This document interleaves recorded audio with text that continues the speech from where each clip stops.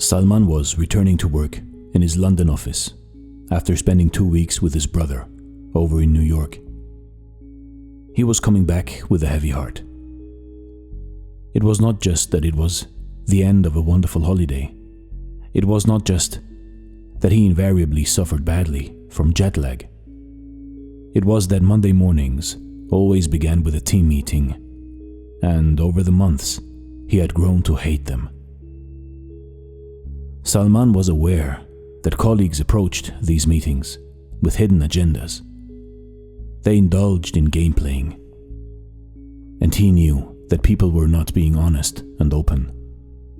The meetings themselves were bad enough, but then there was all the moaning afterwards. The usual people saying the usual things.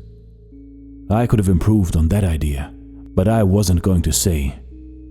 I was thinking of making a suggestion, but I couldn't be bothered.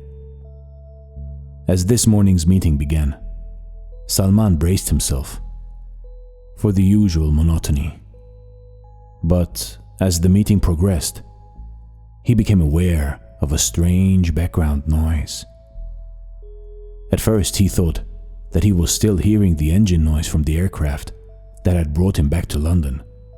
He had had to sit over the wing, and the droning was terrible. But as he concentrated on the noise, it became a little clearer. He realized, to his amazement, that he could hear what his colleagues were thinking, as well as what they were saying. As he concentrated still harder, he found that he could actually hear what they were thinking at the same time as they were speaking. What surprised him even more than the acquisition of this strange power was that he discovered that what people were saying was not really what they were thinking. They were not making clear their reservations. They were not supporting views which they thought might be unpopular. They were not contributing their new insights. They were not volunteering their new ideas. Salman found it impossible not to respond to his new knowledge. So he started to make gentle interventions, based more on what he could hear his colleagues thinking than on what he could hear them saying. So, John, are you really saying... Susan, do you really think that... Amir, have you got an idea on how we could take this forward? He was aware that his colleagues were unsettled by how insightful were these interventions. They looked at him mystified. In truth, he felt rather proud of his newly acquired talent. Emboldened now, Salman forgot his usual misery at participating in such meetings and began making comments of his own. However, he became aware that some of his colleagues were looking at him quizzically. One or two even had a gentle smile playing on their lips. Only gradually did it dawn on him. They could hear his thoughts, and he was not really saying what he was thinking.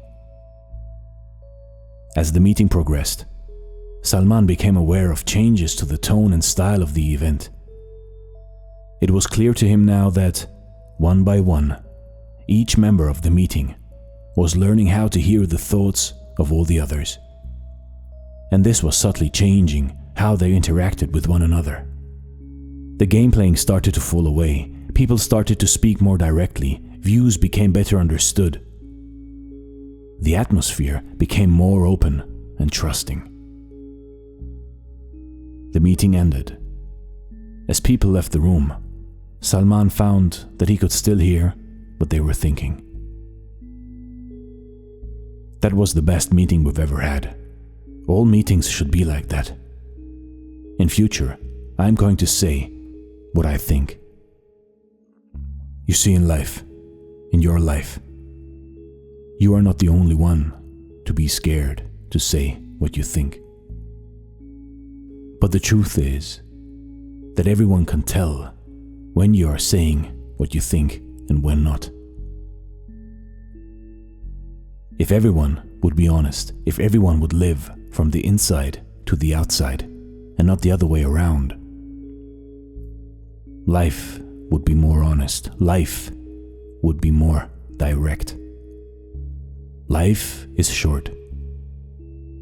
And if we can cut out all this playing around and nonsense politics, then our quality time will be much better and much more in our lives.